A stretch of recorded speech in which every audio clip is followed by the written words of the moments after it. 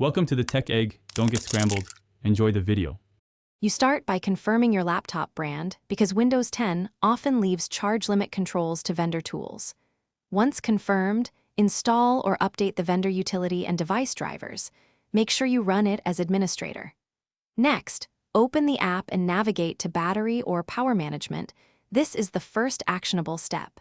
If you prefer BIOS, reboot and enter UEFI/BIOS setup now. Making these preparations prevents settings from being blocked by missing drivers or permissions. Now, inside the vendor utility, choose the battery or health section. Look for battery charge threshold, conservation mode, or similar.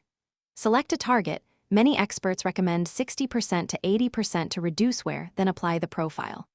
Once applied, make sure the app reports the active mode. Some tools require a restart. If using BIOS, find battery charge threshold and set start/stop percentages, save and exit. These steps change the how and the why. Limiting peak charge slows chemical degradation.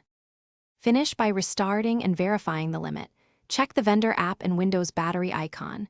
Charging should stop near your set threshold. If the limit isn't enforced, make sure drivers and the vendor app are current, then reapply settings. Once done, consider updating the BIOS/UEFI or reinstalling the power management driver if the option is still unavailable. Quick troubleshooting tip. If settings revert, enable the vendor service in Services, MSC, and reboot. That often restores persistent control. Thanks for watching. Consider subscribing if I helped unscramble your problems.